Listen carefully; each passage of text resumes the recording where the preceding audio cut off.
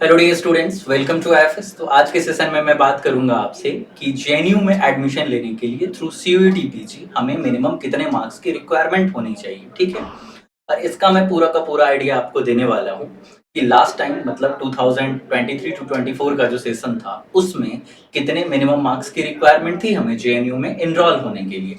तो देखते हैं। तो सबसे पहले क्या है, डेप्रीवेशन पॉइंट कर, जिसमें कि आपको किस सिटी से बिलोंग करते हैं, कहाँ से आपने यूजी वगैरह किया हुआ है, 10-12 किया हुआ है।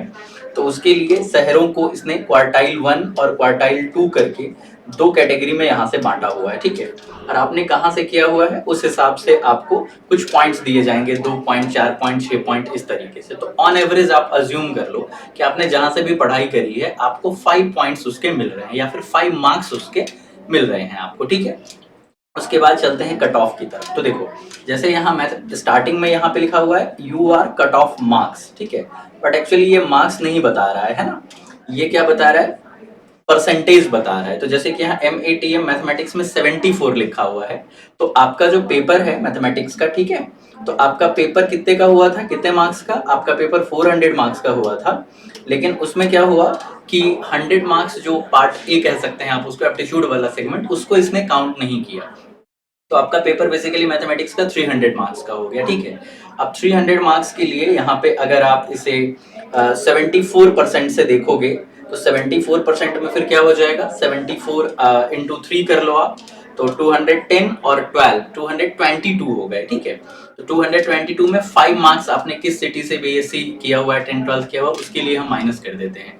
तो 222 में से अगर हम 5 माइनस कर दें तो 217 के अराउंड। ठीक है, तो मतलब ये जो फर्स्ट कट ऑफ लिस्ट जारी हुआ था उसमें आपको जेएनयू में एडमिशन लेने के लिए अराउंड 217 मार्क्स की रिक्वायरमेंट रही होगी। ठीक है, वहीं अगर सेकंड कट ऑफ की बात करें तो यहाँ पे देखो कि यहाँ पे परसेंटेज 71 पे आ गया। ठीक है, हमारे पास कहाँ पे आ गया परसेंटेज, 71 पे आ गया, अराउंड 71.72 चलो अज्यूम कर लेते हैं।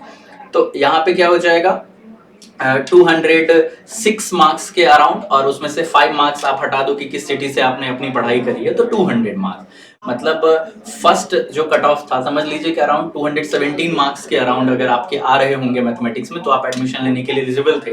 वहीं यहाँ पे अगर आपके 70 इंटू 3 210 मार्क्स अगर आपको आ रहे हैं, क्योंकि 5 to 6 मार्क्स मैंने हटा दिए कि आपने कहाँ से पढ़ाई की है, तो 210 मार्क्स के अराउंड आपको चाहिए होंगे मैथमेटिक्स सब्जेक्ट में, तो फिर आप जेएनयू में एडमिशन ले पा रहे होते पिछले सेशन में। ठीक है, फिर जो थर्ड लिस्ट जारी हुआ वो 69% पे जारी हुआ है ना, तो 69% का भी वही हो गया कि अगर 70 इंटू 3 210 में करूं तो आप देख सकते हो कि अगर उसमें से 5-7 नंबर में हटा देता हूँ, ठीक है, तो फिर आपको 201-2 मार्क्स तो बेसिकली आपको चाहिए ही होंगे, है ना।